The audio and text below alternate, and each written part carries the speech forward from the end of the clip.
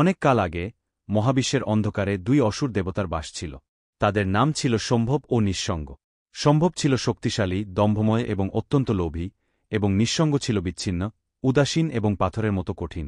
তারা একসাথে যাত্রা করে নষ্ট করতে চাইত পৃথিবীতে সবকিছু, তবে তাদের মধ্যে এক বিশেষ অসুবিধা ছিল, তারা একে অপরকে বিশ্বাস করতে পারছিল না। এমন এক সময়ে রাজ্যে ঘটে গেল এক ভয়ঙ্কর ঘটনা।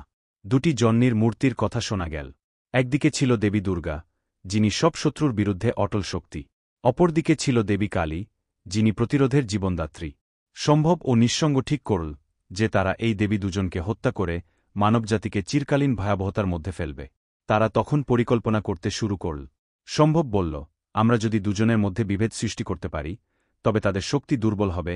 নিঃসঙ্গ সম্মত হল, হ্যাঁ, তবে আমাদের একসাথে কাজ করতে হবে। প্রথমে তারা দেবী দুর্গার মন্দিরের দিকে এগিয়ে গেল।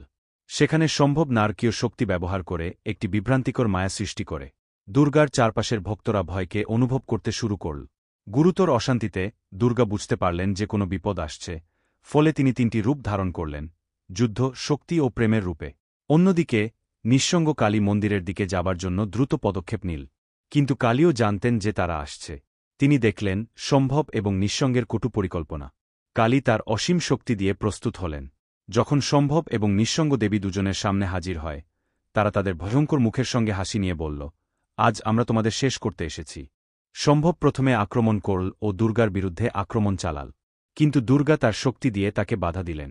এরপর নিঃসঙ্গ কালীকে আক্রমণ করতে হাজির হল, কিন্তু কালী তাকে কৌশলে পরাস্ত করলেন। শেষ পর্যন্ত দুর্গা ও কালী মিলিত হয়ে সম্ভব এবং নিঃসঙ্গের শক্তিকে দমন করলেন। তাদের বিরোধের মধ্যে সে সময় সত্য ও ন্যায়ের শক্তি পরাজয় হল না। দুই দেবতার সম্মিলিত শক্তির সামনে সম্ভব এবং নিঃসঙ্গ বিচ্ছিন্ন হয়ে পড়ে এবং তাদের কালো নায়কত্ব হারিয়ে গেল। গ্রামে ফিরে আসার পর মানুষ শান্তি এবং সুরক্ষার অনুভব করতে শুরু করল।